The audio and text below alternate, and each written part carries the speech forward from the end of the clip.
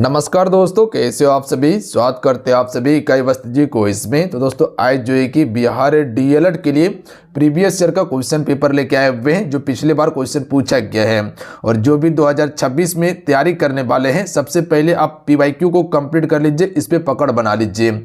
अगर पीवाईक्यू आपका पूरा कंप्लीट रहेगा ना, तो समझ लीजिए तैयारी करना आसान होगा और एग्जाम पास करना आपके लिए आसान हो जाएगा, क्योंकि पीवाईक्यू से क्वेश्चन रिपीट किया जाता है। यानी कि पिछले बार जो क्वेश्चन पूछा गया है वहां से हूबहू रिपीट कर लिया जाता है। तो हम आपको पूरा पीवाईक्यू कंप्लीट करवा देंगे। 2022 से लेके 2025 में जितने भी आपका पेपर हुआ था वो सारा एक एक करके कंप्लीट करवा देंगे। तो मेरे साथ जुड़ के आप सभी बेहतर तरीके से तैयारी कर सकते हैं, हर चीज कंप्लीट कर सकते हैं। आप सभी ज्वाइन करने के लिए चैनल को सब्सक्राइब करके घंटी को प्रेस कर लीजिएगा। आप सभी जो कि 6/4/2024 को जो पूछा गया था बिल्कुल ऑथेंटिक ओरिजिनल पेपर है, तो आप इसे शुरू से अंत तक जरूर सॉल्व कीजिएगा। पूरा 1 से लेकर 120 क्वेश्चन हम कंप्लीट करवाने वाले हैं। तो चलिए शुरू करते हैं। फिर आज की इस वीडियो को लाइक करके शेयर अपने दोस्तों में जरूर कीजिएगा। अपना प्यार इस वीडियो पे आप जरूर दीजिएगा। तो चलिए शुरू करते हैं। आइए पहला हमसे हिंदी सेक्शन से कंप्लीट करते हैं। क्वेश्चन है कि मनोयोग का संधि विच्छेद है। तो देखिए मनोयोग का जो संधि विच्छेद होता है मन धन योग हो जाएगा, जिसमें कि विसर्ग का प्रयोग किया जाएगा। तो ऑप्शन में बी करेक्ट आंसर होगा। आइए अगला क्वेश्चन देख लीजिएगा। क्वेश्चन है कि कौन सा समास बहुब्रीहि का उदाहरण है, यानी कि बहुब्रीहि समास का उदाहरण है। तो राइट आंसर हो जाएगा नीलकंठ। याद रखिएगा बहुब्रीहि समास अपना अर्थ को छोड़कर किसी तीसरे के अर्थ को संबोधित करता है। और इसका समास विग्रह कीजिएगा तो नीला है कंठ, जिसका अर्थात शंकर होता है। त्रिभुवन में जो है कि आपका द्विगु समास है। याद रखिएगा जहां पर संख्या गिनती करने के लिए मिले वहां पर द्विगु होता है। और निसी दिन में आपका जो हो जाएगा इसमें द्वंद्व समास होगा। निसी दिन का अर्थ होता है रात और दिन होता है। और पुरुष सिंह में इसमें आपका भी तत्पुरुष समास है। अगला है खरा खोटा में कौन सा समास है बताइए। तो खरा खोटा में द्वंद्व समास है। जहां पर आपको बताएं कि ऑपोजिट शब्द मिले वहां पर द्वंद्व समास होगा। अगला है यहाँ पर एक गद्यांश दिया हुआ है और गद्यांश पढ़ के आपको आंसर करना था। तो यहाँ क्वेश्चन दिया हुआ था श्री कृष्ण कहाँ आए थे, हस्तिनापुर आए थे। यहाँ पर देखिएगा मार्क किए हुए कि भगवान जो है कि कहाँ आए हुए थे, हस्तिनापुर आए हुए थे। तो भगवान कौन है, कृष्ण है। अगला क्वेश्चन है आपकी यात्रा मंगलमय हो किस वाक्य का उदाहरण है। तो यहाँ पर इच्छा जाहिर किया जा रहा है कि आपकी यात्रा क्या हो, मंगलमय हो। तो इच्छावाचक हो जाएगा यहाँ पर। अगला क्वेश्चन है ऑक्सीडे के लिए सही परिभाषित शब्द हैं। तो इसका करेक्ट आंसर होगा राइट आंसर ऑप्शन में डी हो जाएगा मान लेना। अगला क्वेश्चन है कि शब्दों का सार्थक समूह जिससे किसी भाव विचार को पूर्णतः प्रकट किया जाता है वह कहलाता है। तो देखिए भाव विचार को अगर पूर्णतः प्रकट करेंगे तो इसे हम सिर्फ वाक्य के नाम से जानते हैं। ऑप्शन में भी करेक्ट आंसर होगा। सिर्फ क्वेश्चन को देखिए क्वेश्चन क्या पूछा गया है और हर क्वेश्चन को याद करने का कोशिश कीजिएगा। क्वेश्चन है कि परलोक का विशेषण है। तो देखिए परलोक का विशेषण क्या हो जाएगा, प्रालौकिक होगा। याद रखिएगा option number C correct answer हो जाएगा।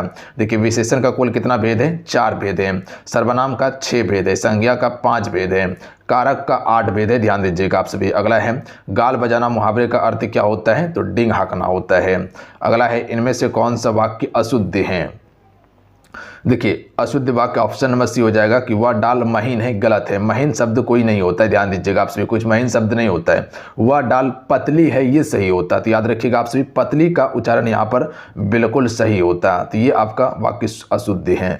अगला क्वेश्चन है कि नदी कल कल करती हुई बहती चली जा रही थी। इस वाक्य में बहती चली जा रही थी कौन सा पदबंध है। तो देखिए पदबंध से क्वेश्चन पूछा जाता है। पदबंध इंपॉर्टेंट है आपके लिए। तो इसका करेक्ट आंसर होगा क्रिया पदबंध है। देखिए वो बहती चली जा रही है। तो इसका right answer option number A हो जाएगा क्रिया पदबंध है। यहाँ पर कहा जा रहा था कि नदी क्या है, बहती चली जा रही है। तो यहाँ पर क्रिया किया गया है। अगला है इनमें से कर्तृवाद से संबंधित वाक्य कौन सा है। तो राइट आंसर ऑप्शन में से हो जाएगा भारत ने एक नया उपग्रह छोड़ा। इसमें क्या है, कर्तृवाच्य। देखिए कर्तृवाच्य में क्या होता है कि जिस वाक्य में क्रिया वो कर्ता के अनुसार हो, यानी कि कोई भी काम होगा वो किसके अनुसार हो, कर्ता के अनुसार हो, वहां पर कर्तृवाच्य होता है। एक भाववाच्य होता है जहां पर भाव प्रकट किया जाता है। निम्न में से कौन सा वाक्य शुद्ध है। राइट आंसर हो जाएगा ऑप्शन नंबर ए कि पंडित नेहरू ने सोचा था स्वतंत्रता मिलते ही भारत की गरीबी का अंत हो जाएगा। ये वाक्य आपका बिल्कुल शुद्ध है। शब्द शक्ति भेद के अंतर्गत आता है। तो देखिए शब्द शक्ति की यहाँ पर बात किया जाए तो सबसे पहले आपको ये पता होना चाहिए कि शब्द शक्ति के कितने भेद हैं, 3 भेद हैं। कौन कौन सा है? तो पहला हो जाएगा अभिधा, दूसरा लक्षणा, तीसरा व्यंजना होता है। अभिधा, लक्षणा, व्यंजना, तो ये आपका लक्षणा के अंतर्गत आता है शब्द शक्ति। नाटे कद के व्यक्ति को देखकर राहुल ने कहा ऊँट आ रहा है, इस वाक्य में शब्द शक्ति है। तो एक नाटे कद का व्यक्ति को देखा और राहुल ने कहा देखो ऊँट आ रहा है, इसमें कौन सा शब्द शक्ति है? राइट आंसर ऑप्शन में सी हो जाएगा व्यंजना शब्द शक्ति। देखिए आपसे बताना चाहते हैं बिहार डीएलएड एंट्रेंस एग्जाम 2026 के लिए एप्लीकेशन पे न्यू कोर्सेज लॉन्च कर दिया गया है, जहां पर हम आपको कंप्लीट तैयारी करवाएंगे ऑल सब्जेक्ट का। यहां पर आपको मिलेगा क्या क्या? तो यहां आपको टॉपिक वाइज क्लासेस मिलेगा, ऑल सब्जेक्ट का ई book, important PDF, important notes, साथ में टेस्ट सीरीज भी दिया जाएगा ताकि अपनी तैयारी को आपसे भी जांच सके। यहाँ पर आपको पूरा थ्योरी क्लास करवाया जाएगा, साथ में प्रैक्टिस करवाया जाएगा। तो बेस्ट कंटेंट के साथ में हम आपको तैयारी करवाने वाले हैं, तो आपसे मेरे साथ जुड़ के 100% सफलता प्राप्त कर सकते हैं। अगर सपना है सरकारी कॉलेज का तो आज से मिशन मोड में तैयारी में लग जाइए, क्योंकि समय बहुत ही कम दिया गया है और कम समय में आपको टू द पॉइंट चीजें पढ़ के आपको एग्जाम को निकालना होगा। तो उसके लिए प्रॉपर ये कोर्स लॉन्च किया गया है। तो जो भी बच्चे तैयारी कर रहे हैं इसको आप ज्वाइन कर लीजिए। मिनिमम फी में आपको कोर्स अवेलेबल करवा रहे हैं ताकि बिहार के हर बच्चे इसको अफोर्ड कर सके। ज्वाइन कैसे करना है? एप्लीकेशन का लिंक डिस्क्रिप्शन में और कमेंट बॉक्स में हम पिन कर दिए हैं। अन्यथा आपसे क्या कीजिएगा, सक्सेस योद्धा सर्च करके ज्वाइन कर लीजिएगा। एप्लीकेशन का नाम जो है वो आपका सक्सेस योद्धा है। इसी एप्लीकेशन को डाउनलोड कीजिएगा प्ले स्टोर पे जाके, ध्यान दीजिएगा प्ले स्टोर से जाके डाउनलोड करना है, अन्यथा लिंक डिस्क्रिप्शन में और कमेंट बॉक्स में पिन कर दिए, वहां से भी जाके डाउनलोड कर सकते हैं। तो जाइए ज्वाइन कीजिए और जो सपना आपसे देखे हैं टीचर बनने का उसको पूरा कीजिए आप सभी। अगला क्वेश्चन है कि काव्य में जब दो भिन्न वस्तुओं में समान गुण धर्म के कारण समानता दिखाई जाती है उसे कौन सा अलंकार कहते हैं? समान गुण धर्म में कारण जो कि समानता दिखाई जाती है उसे हम सभी उपमा अलंकार के नाम से जानते हैं। याद रखिएगा आप सभी, किस अलंकार के नाम से? उपमा अलंकार के नाम से। अगला क्वेश्चन देख लीजिएगा, वर्णों की आवृत्ति डैश को कहते हैं? तो देखिए अगर एक ही वर्ण की आवृत्ति बार बार हो उसे हम सिर्फ अनुप्रास अलंकार कहते हैं। जैसे तरनी, तनुजा, तट, तमाल, तरुवर, छायत, यहाँ पर त का वर्ण का उच्चारण होता है। देखिए आप सभी को बताते हैं कि जो एप्लीकेशन पे जो आप सभी को क्लासेस दिया गया है वहाँ पर आपको हम प्रीवियर क्वेश्चन भी अवेलेबल करवा दिए हैं। ठीक है, जितने भी प्रीवियर क्वेश्चन है 2023 वाला और 2024 वाला भी अवेलेबल करवा रहे हैं धीरे धीरे। अभी तक में जो है कि 6-7 प्रीवियर क्वेश्चन अवेलेबल करवा चुके हैं, तो वहां से जाके आप एक एक करके कंप्लीट कर सकते हैं। क्वेश्चन है कि मैं परिवर्तनशील नवीन समय के पंखों पर आसीन में कौन सा अलंकार है, पहचानिए। राइट आंसर होगा इसमें जो है कि आपका रूपक अलंकार हो जाएगा। और रूपक अलंकार में रूपी शब्द आपको देखने के लिए मिलेगा या बीच में योजक चिन्ह देखने के लिए मिलेगा। ध्यान दीजिएगा आप सभी। मंद हंसी मुखचंद जुन्नाही में कौन सा अलंकार है? अगला क्वेश्चन पर ध्यान दीजिएगा कि उन्नत हिमालय की धवल व सूरसरी यो टूटती मानो पयोध से धारा की दुग्ध धारा छोड़ती, इस पंक्ति में कौन सा अलंकार है? तो इसमें आपका उत्प्रेक्षा अलंकार है, सी करेक्ट आंसर होगा। अगला है मोहब्बत एक मीठा जहर है, इस पंक्ति में कौन सा अलंकार है? तो यहाँ पर देखिए मोहब्बत को एक मीठा भी बोल रहा है और जहर भी बोल रहा है। तो क्या लगता है यहाँ पर मीठा जो चीज़ है वो जहर हो सकता है? नहीं हो सकता, यानी कि यहाँ पर विरोध उत्पन्न किया गया है, विरोधाभास अलंकार होगा। छंद शब्द संस्कृति के किस धातु से बना है? जो छंद जो है ये शब्द संस्कृति के किस धातु से बना है? छेदी से बना है। ऑप्शन में ए राइट आंसर होगा। ध्यान दीजिएगा किससे बना है? छेदी से। अगला क्वेश्चन देख लीजिएगा। क्वेश्चन है कि निम्नलिखित में से कौन सा एक छंद है? दिया हुआ क्वेश्चन कि मानुष है तो वही रस खाना बसो ब्रज गोकुल गांव के गवारन, इसमें कौन सा छंद है? तो इसमें सवैया छंद है, याद रखिएगा। कौन सा छंद है? सवैया छंद है। देखिए फ्रेंड आपसे सभी वीडियो को लाइक जरूर करते चलिएगा, अपना प्यार जरूर दीजिएगा इस वीडियो पे, और सभी से हम रिक्वेस्ट करते हैं कि अपना प्यार जरूर दीजिएगा और हमें उम्मीद है कि आपसे इस वीडियो को अपना प्यार दीजिएगा। लाइक करके शेयर अपने दोस्तों में जरूर कीजिएगा। जो भी चैनल पर नए हैं चैनल को जरूर सब्सक्राइब कर घंटे को प्रेस कर लीजिएगा। यहाँ हम आपको तैयारी करवा रहे हैं, चैनल पर जाके देख सकते हैं, बहुत सारा आपका क्लासेस हुआ है। पंचाली रेती का संबंध किस काव्य युग से है? प्रसाद गुण काव्य युग से है। ऑप्शन में सी राइट आंसर होगा। इससे पहले जो है कि आपका 4 आपका प्रीवियस ईयर का क्वेश्चन पेपर हो चुका था। अगला है कि वात्सल रस किसे कहते हैं? तो राइट आंसर होगा वाल सुलभ भाव को वात्सल रस कहा जाता है, याद रखिएगा आप सभी। आइए अब विज्ञान सेक्शन से प्रश्न देखते हैं। क्वेश्चन है कि हरित खाद मिट्टी को क्या प्रदान करके समृद्धि यानी कि उसका उर्वरता को बढ़ाया जा सकता है? तो नाइट्रोजन और फास्फोरस, याद रखिएगा नाइट्रोजन और फास्फोरस मिलाकर हम सभी मिट्टी की उर्वरता को बढ़ा सकते हैं। क्लियर है? अगला क्वेश्चन है कि नीचे दिया हुआ समीकरण किस प्रकार की अभिक्रिया है? समीकरण दिया हुआ है PB hall NO3 hall 2 plus 2KL से अभिक्रिया कराने के बाद जो आपका तैयार होता है PBl2 प्लस 2KNO3 जो प्राप्त होता है, ये किस प्रकार की अभिक्रिया है? तो ये आपका द्विविस्थापन अभिक्रिया होगा। ध्यान दीजिएगा क्या है? द्विविस्थापन अभिक्रिया है। अब आगे देखिएगा, एक तत्व जिसकी परमाणु संख्या 15 है उसके संबंध में निम्नलिखित में से कौन सा कथन सही है? एक तत्व है जिसकी परमाणु संख्या 15 है तो इसे हम सभी एक अधातु के रूप में जानते हैं। तो इसका करेक्ट आंसर हो जाएगा ऑप्शन में सी कि तत्व अधातु है जिसकी आपका कह सकते हैं कि संख्या 15 है। अगला क्वेश्चन देख लीजिएगा। क्वेश्चन है कि निम्नलिखित में से कौन सा एक यौगिक है? देखिए एक होता है मिश्रण, एक होता है यौगिक, याद रखिएगा आप सभी। तो देखिए जल एक क्या है आपका? यौगिक है। यौगिक मतलब क्या होता है? समान अनुपात, यानी कि एक अनुपात अगर जल है तो एक अनुपात और कुछ इसमें मिला रहेगा, तो ये समान अनुपात में जो मिलाया जाता है उसी को यौगिक कहते हैं। मिश्रण क्या होता है? मिश्रण में पता नहीं चलता है कि क्या कितना चीज़ मिला हुआ है। तो देखिए काली चूना ये आपका यौगिक है, संगमरमर भी यौगिक है, जल भी यौगिक है, जबकि हवा क्या है? आपका मिश्रण है, याद रखिएगा आप सभी। तो ऑप्शन में सी ही करेक्ट आंसर होगा, सॉरी ऑप्शन में डी करेक्ट आंसर होगा कि हवा जो है कि आपका यौगिक नहीं। अगला है निम्नलिखित में से किसे जीवित जीवाश्मों के अंतर्गत वर्गीकृत किया गया है? साइकस को, याद रखिएगा आप सभी। किसे? साइकस को। ग्वाल्जी उपकरण की कमी है। तो देखिए ग्वाल्जी उपकरण की कमी आपको देखने के लिए नील हरित शैवाल में मिलता है। कहाँ पे? नील हरित शैवाल में मिलता है, याद रखिएगा। अगला क्वेश्चन है कि इनमें से कौन सा पारिस्थितिकी तंत्र का घटक नहीं है? तो यहाँ समझिएगा पारिस्थितिकी तंत्र का 2 घटक होता है। 2 घटक कौन कौन सा? एक जैविक एक अजैविक हो जाएगा, और उसके बाद जैविक के अंतर्गत ही आपका मनुष्य आता है। मनुष्य हो गया, जानवर हो गया, पेड़ पौधा, ये जैविक के अंतर्गत आता है। तो ये तो पारिस्थितिकी तंत्र का घटक है। जैविक अजैविक भी घटक है। और उसके बाद कह सकते हैं अजैविक के अंतर्गत क्या आता है? जैसे जल हो गया, वायु हो गया, आपका जो है कि मिट्टी हो गया, ये सभी अजैविक अपघटक है। तो अब यहाँ समझिएगा क्वेश्चन को सिर्फ ध्यान, क्वेश्चन क्या कहना चाह रहा है। तो यहाँ जैविक आपका पारिस्थितिकी तंत्र का घटक है, अजैविक भी है और मनुष्य भी है। तो नहीं है ऑप्शन नंबर डी, यानी कि जो भी ऑप्शन डी में होगा वही आपका नहीं होगा। बात समझ गए? रंध्र के छिद्र का खुला या खुलना और बंद होना किस पर निर्भर करता है? तो रंध्र के छिद्र का खुलना और बंद होना जो है ये आपका निर्भर करता है जल की मात्रा पर, या कह सकते हैं कि रक्षा कोशिका में पानी पर निर्भर करता है। तो ऑप्शन में सी करेक्ट आंसर होगा इसका। अगला क्वेश्चन है कि मानव युग्मनज और मानव शुक्राणु में गुणसूत्रों की संख्या का अनुपात बताना है।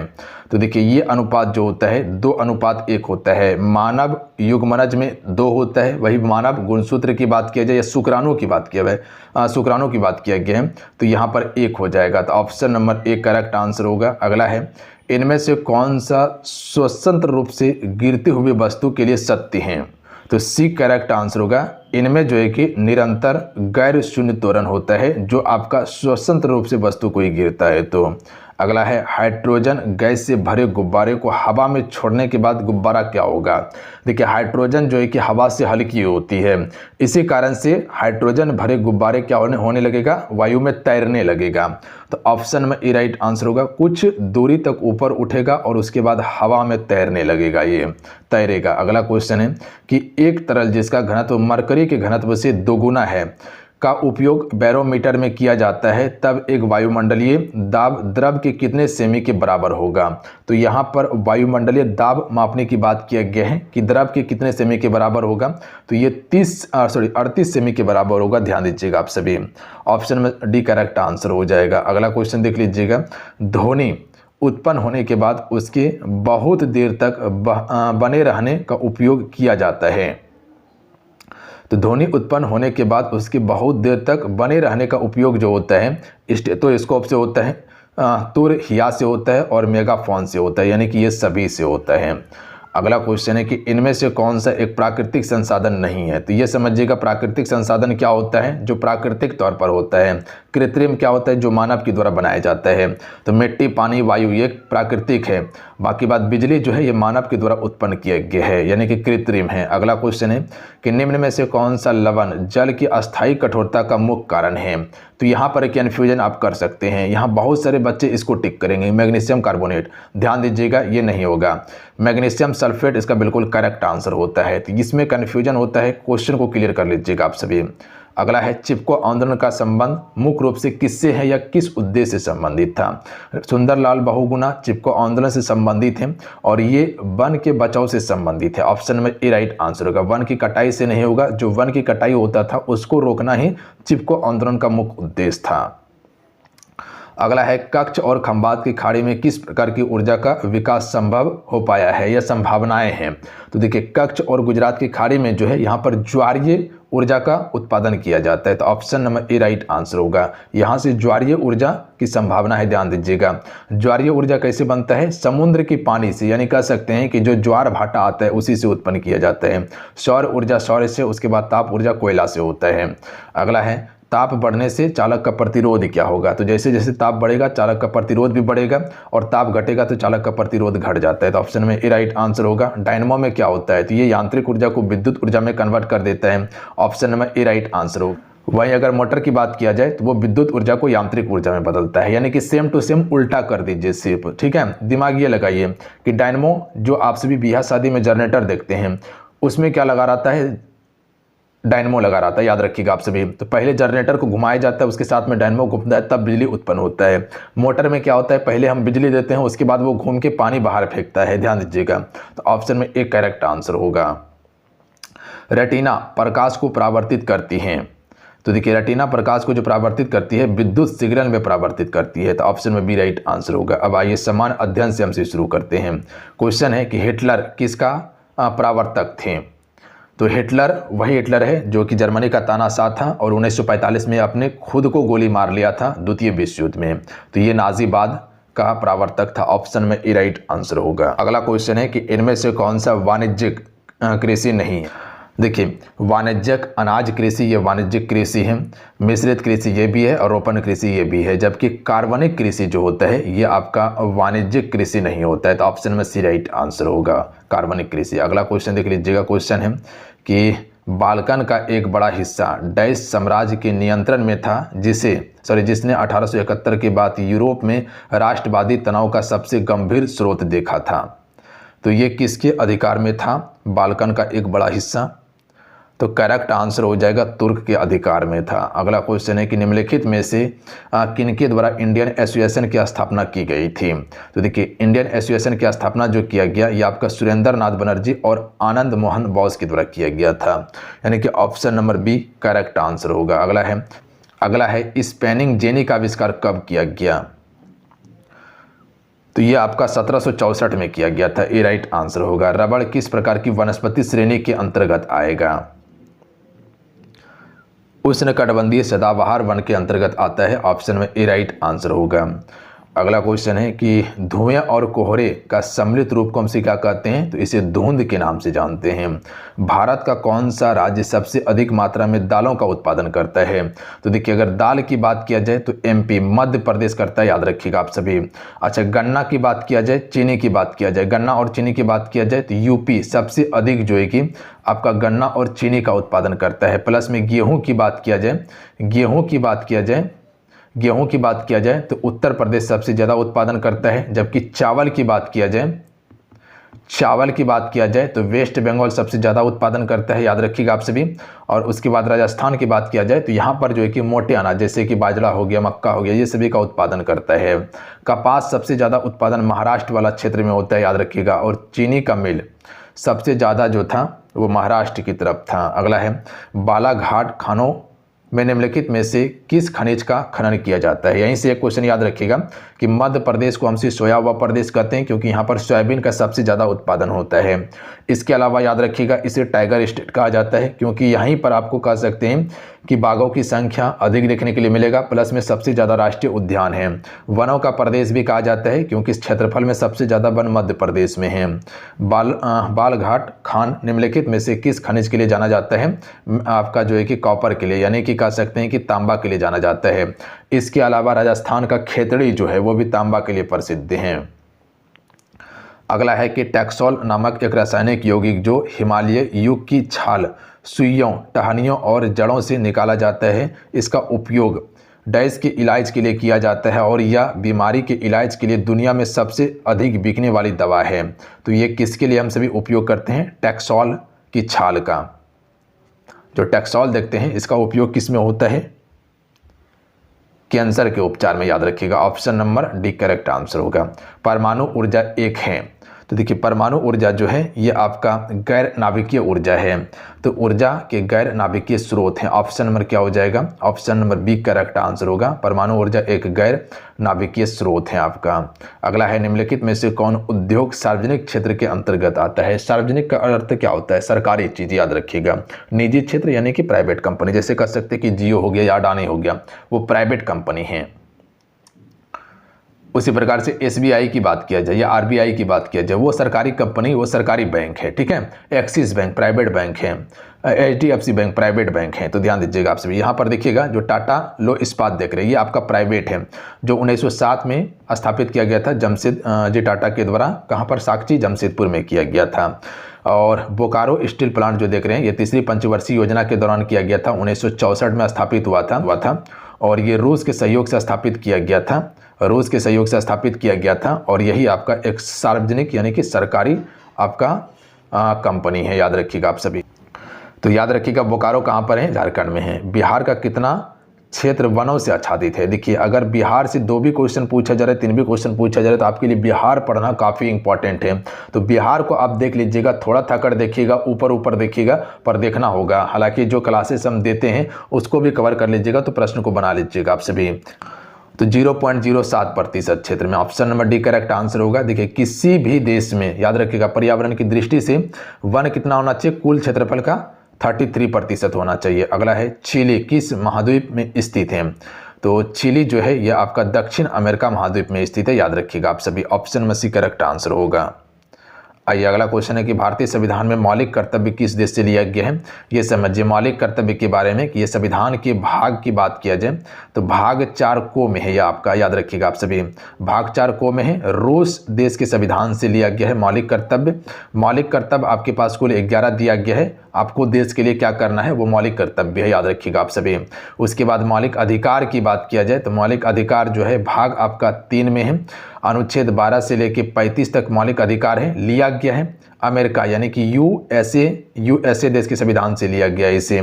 कुल मौलिक अधिकार आपके पास 6 हैं। पहले 7 मौलिक अधिकार था, एक मौलिक अधिकार को हटाकर अनुच्छेद 300A में रख दिया गया, जो कि आपका कह सकते हैं कि 19F हो गया, और उसके बाद अनुच्छेद 31 हो गया। ये दोनों को हटाकर अनुच्छेद 300A में रखा गया है, जो कि संपत्ति का अधिकार था आपका। नीति निर्देशक तत्व की बात किया जाए तो भाग 4 में है, अनुच्छेद 36 से लेकर 51 तक है। याद रखेंगे आप सभी।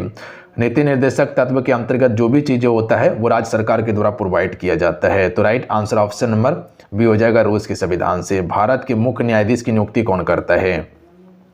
तो मुख्य न्यायाधीश की बात किया जाए तो भारत के राष्ट्रपति। देखिए भारत के राष्ट्रपति नियुक्ति किसका करता है, प्रधानमंत्री का करता है।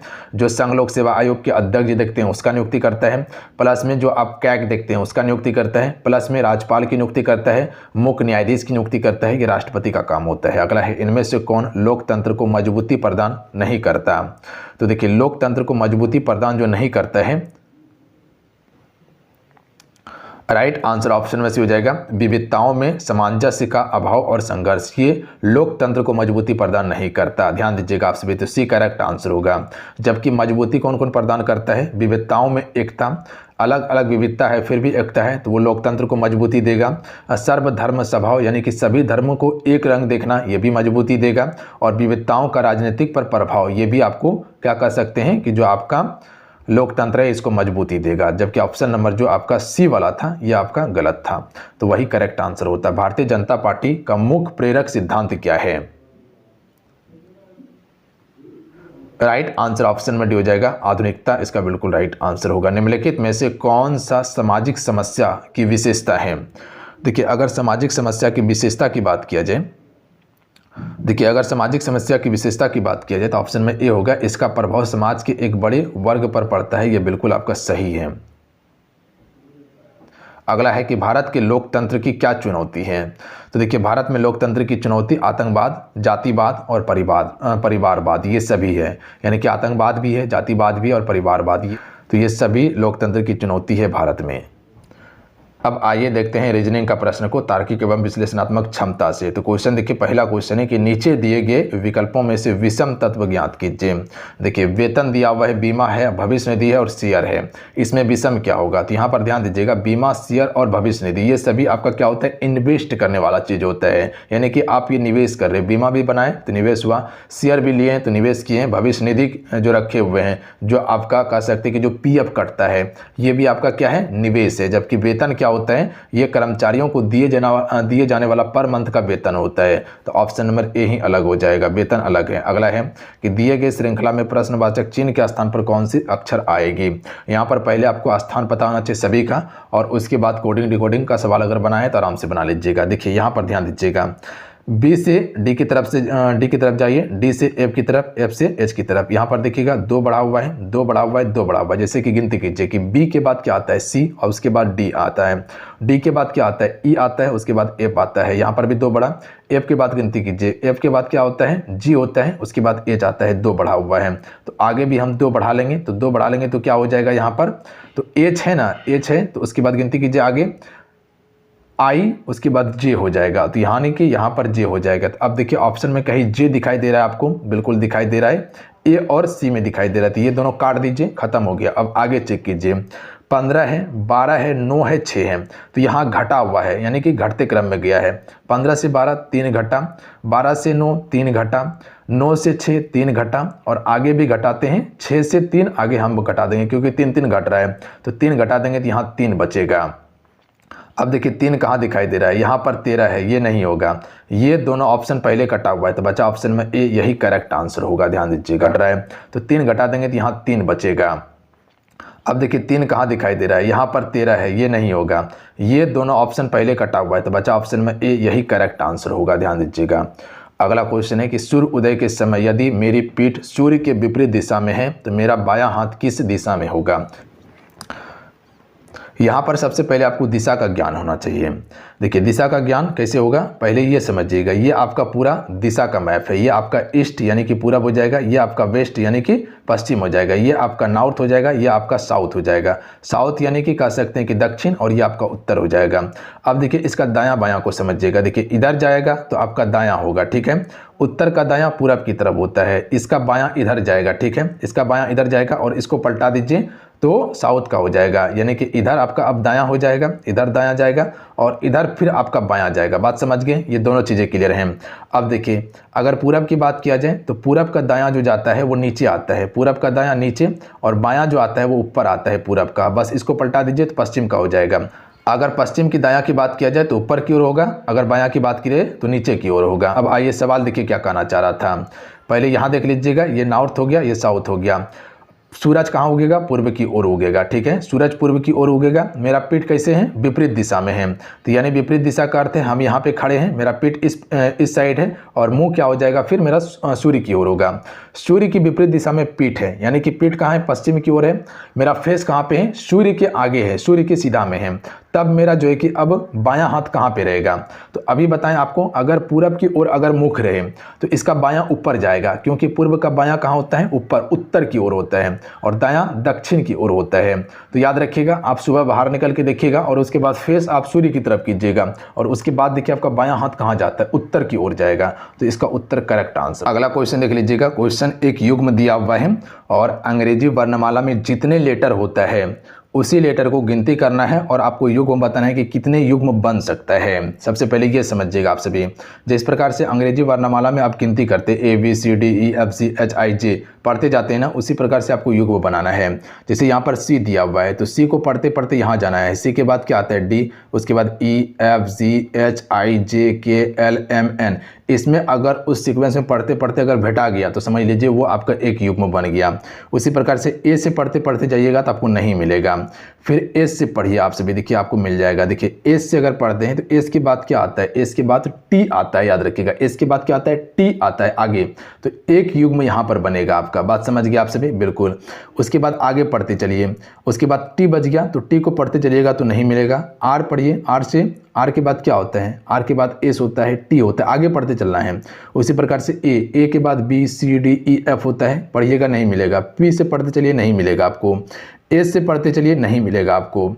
उसके बाद देख लीजिएगा O से पढ़ते चलिए, नहीं मिलेगा आपको। N से पढ़ते चलिए, नहीं मिलेगा आपको। यहाँ से एक युग्म आपको मिला, आगे से पढ़ते गए, अब पीछे से भी पढ़ना है आपको। अब यहाँ से ई से पढ़ना शुरू कीजिए, तो ई के बाद क्या होता है, FGH, एक युग्म यहाँ पर आपको मिल गया, तो 2 हो गया। उसके बाद फिर आगे पढ़ते चलना है। ई के बाद क्या था, FGHIJKLMNO, नहीं मिला। उसके बाद अब आगे देखिए फिर आप सभी, एन के बाद क्या होता है, ओ होता है, एक युग्म यहाँ मिला आपको, तो ये हो गया 2, 1 3 युग्म हो गया। फिर आगे चलना है, तो ओ हो गया, PQRST, एक युग्म यहाँ पर मिल रहा है फिर आपको, तो ये 4 युग्म हो गया। ठीक है, अभी तक में 4 युग्म हो गया था। कहाँ तक में, तो एन तक में। अब आगे पढ़ना है आपको, ठीक है। ओ से पढ़िए, तो ओ के बाद क्या होता है, ओ के बाद P होता है, Q होता है, R होता है, S होता है, T होता है, तो एक युग्म यहाँ पर भी मिलेगा आपका, तो 5 युग्म हो गया। ठीक है, उसके बाद आगे एक बार और पढ़ना है। अब देख लीजिएगा, ओ तक हो गया था। H को पढ़िएगा तो H नहीं मिलेगा, आगे पढ़ते चलिएगा तो नहीं मिलेगा। HIJKLMN नहीं मिलेगा। उसके बाद P से पढ़िए आप सभी, देखिए PQR, यहाँ एक युग्म आपका मिल रहा है, PQR, तो यहाँ कितना था, उधर 5 युग्म था, एक ये 6 युग्म आपका हो गया। ठीक है, तो टोटल कितने युग्म हुआ आपका, 6 युग्म हुआ। कितना हो गया, 6 युग्म हो गया। अब आगे पढ़िएगा तो आपको नहीं मिलेगा, तो ऑप्शन में डी करेक्ट आंसर होता है। अगला क्वेश्चन देख लीजिएगा, यदि 1 का सूचक डिवाइडेड है, B का सूचक माइनस है, C का सूचक प्लस है, D का सूचक गुना है, तो इस समीकरण को हल करने के बाद आंसर क्या आएगा। तो यहाँ पर समझिए, सबसे पहले समीकरण को लिखिए आप। 12 है, 12 में D का सूचक क्या है, D का सूचक गुना है। उसके बाद 8 है, 8 में A का सूचक क्या है, डिवाइडेड है। उसके बाद 12 है, 12 में C का सूचक क्या है, प्लस है। और उसके बाद जो है कि 16 है, 16 में B का सूचक क्या है, B का सूचक दिया हुआ है माइनस। उसके बाद 14 है आपका। अब देखिए ये समीकरण को सॉल्व कीजिए। सबसे पहले आपको डिवाइड को सॉल्व करना होगा, तो यहाँ हो जाएगा, देख लीजिएगा आप सभी। सबसे पहले इसको, ये छोटा है ये बड़ा है, तो इसको बटा में ले लीजिए आप सभी। यहाँ हो जाएगा 12 गुना हो जाएगा, यहाँ बच जाएगा प्लस 16 माइनस 14। ठीक है, तो 12 से 12 काट दीजिए, यहाँ बच गया 8 प्लस 16 माइनस 14 बच गया। तो क्या था मेरे पास, 8 प्लस 16 माइनस 14 आपके पास बचा। तो 8 और 16 कितना होता है, 8 16 24 होता है। 24 में 14 माइनस कर दीजिएगा, तो इसका राइट आंसर हो जाएगा 10। तो ऑप्शन नंबर इसका C करेक्ट आंसर होगा। बात समझे, बिल्कुल। अगला क्वेश्चन है, बिल्कुल आसान क्वेश्चन था। निम्नलिखित में से कौन सा संयुक्त संख्या है, तो 91 एक संयुक्त संख्या है। आगे है कि क्वेश्चन मार्क जो दिया हुआ है, इसमें आपको लुप्त संख्या बताना है। यहाँ पर कौन सा लुप्त संख्या होगा, देखिए आराम से बना सकते हैं इसको। 5 गुना 1 कीजिए पहले, ठीक है। 5 गुना 1 कीजिएगा तो 5 आएगा। उसके बाद जो है कि फिर 5 गुना 2 कीजिएगा तो 10 आएगा। 10 गुना 3 कीजिएगा, 10 गुना 3 कीजिएगा तो 30 आएगा। और उसके बाद 30 गुना आपको 4 करना है, यानी कि एक एक आपको बढ़ा के गुना करना है। 30 गुना 4 कीजिएगा तो 120 आ जाएगा। 120 गुना आपको 5 करना है। 120 गुना 5 कीजिएगा तो यहाँ 600 हो जाएगा। और 600 को गुना करना है आपको 6 से, क्योंकि एक एक बढ़ा कर रहे हैं 36 से, 3600 हो जाएगा। 3600 गुना अगर 7 कीजिएगा तो आपका 25,200 हो जाएगा। तो ऑप्शन नंबर यहाँ जो हो जाएगा डी करेक्ट आंसर होगा, 600 याद रखिएगा आप सभी, यानी कि ऑप्शन नंबर इसका डी करेक्ट आंसर होगा, याद रखिएगा। अगला है, एक श्रृंखला दिया हुआ है और इसमें आपको बताना है कि लुप्त संख्या, यहाँ जो क्वेश्चन मार्क दिया हुआ आगे क्या होगा। देखिए इसको बनाने के लिए आपको एक सीक्वेंस लेना होगा। देखिए 1 से 2 में डिवाइड मारिए तो 2 बार में आएगा। उसी प्रकार से यहाँ पर फिर से 1 से 2 में डिवाइड मारिए, 2 बार में आएगा। ये 2 से डिवाइड होगा, 2 जो है वो 2 से डिवाइड होगा। पीछे वाला का कोई काम नहीं, ऊपर वाला का। 2 से 4 में डिवाइड कीजिए, 2 बार में आएगा। उसी प्रकार से आगे भी 2 बार में मारिएगा तो ये 8 आ जाएगा यहाँ पर आंसर। तो 1/8 इसका बिल्कुल करेक्ट आंसर होता है। अगला क्वेश्चन देख लीजिएगा। क्वेश्चन है कि रामा रैंकिंग गलती से 13वें की बजाय वो नीचे से 12 में छप गई थी। यह विद्यार्थी की कुल संख्या 27 है, यानी कि यह शीर्ष में रैंकिंग में विद्यार्थी की कुल संख्या 27 है, तो शीर्ष से उसकी रैंकिंग क्या होगी, यहाँ समझिएगा आप सभी। एक रैंकिंग है, इसमें कुल 27 विद्यार्थी है। रामा की रैंकिंग गलती से 13 था, ठीक है। 13 की बजाय गिन कितना लिया, 12 गिन लिया है, ठीक है। कितना गिन लिया, 12 गिन लिया है, तो शीर्ष से उसका स्थान क्या होगा। देखिए इस प्रकार का सवाल बनाने के लिए सबसे आसान तरीका बताते हैं। 27 में क्या करना है, जो गिनती करना था उसको माइनस करेंगे सबसे पहले। 27 से क्या करेंगे, जो गिनती करना था उसको माइनस करेंगे। तो गिनती कितना करना था हमको, 13, तो इसको क्या कर देंगे, माइनस कर देंगे, तो कितना बच जाएगा, 14 बच जाएगा। और 14 एक गलती गिनती कर दिया तो उसको जोड़ देंगे तो क्या हो जाएगा, 1 15 हो जाएगा। याद रखिएगा आप सभी, क्योंकि जो गलती गिनती किया है तो उसको सही करना होगा, तो 1 प्लस कर दिया इसमें, तो कितना हो गया, 15। इसका राइट आंसर क्या हो जाएगा, सी हो जाएगा इसका राइट आंसर। निम्नलिखित में से कौन सा एक ज्यामितीय अनुक्रम का उदाहरण है। तो राइट आंसर ऑप्शन नंबर इसका बी हो जाएगा। 1, 2, 4 और 8 इसका एक ज्यामितीकरण का उदाहरण है। देखिए अभी गणित का सेक्शन का देख लीजिएगा, इसका पीडीएफ हम टेलीग्राम पे अवेलेबल करवा देंगे आंसर के साथ में। आराम से वहां बना लीजिएगा, वीडियो को देख के बनाने में दिक्कत होगा आपको, ठीक है। डेट भी लिख देंगे और ये पीडीएफ भी दे देंगे, तो टेलीग्राम ग्रुप को जाके ज्वाइन कर लीजिएगा। अभी क्वेश्चन देख लीजिए, क्वेश्चन किस लेवल का पूछा गया है, बात समझ गए आप सभी। टेलीग्राम युवा शक्ति बिहार नाम है टेलीग्राम का, अन्यथा व्हाट्सएप ग्रुप को ज्वाइन कर लीजिएगा, वहां पर भी दे देंगे। तो इसको आप वहां से पीडीएफ डाउनलोड करके बना लीजिएगा आंसर के साथ में। उसके बाद जो कि इसका सोल्यूशन भी हम आपको दे देंगे, तो देख लीजिएगा आप सभी मैथमेटिक का, ठीक है। दोनों हम आपको यहाँ प्रोवाइड कर देंगे आप सभी। अब आइए इंग्लिश का भी दे देते हैं आपको, इंग्लिश का भी देख लीजिएगा आप सभी। इसका भी आंसर हम अवेलेबल करवा देंगे, क्वेश्चन और आंसर दोनों अवेलेबल करवा देंगे आपको टेलीग्राम पे और व्हाट्सएप ग्रुप पे। तो वहां से जाके आप सभी इसको डाउनलोड करके बनाइएगा, आप सभी सोल्यूशन के साथ में दे देंगे। मिलते हैं, जय हिंद, वंदे मातरम। ध्यान रखिएगा, पढ़ाई करते रहिएगा, जाते जाते वीडियो को लाइक करके शेयर करके जाइएगा। जय हिंद।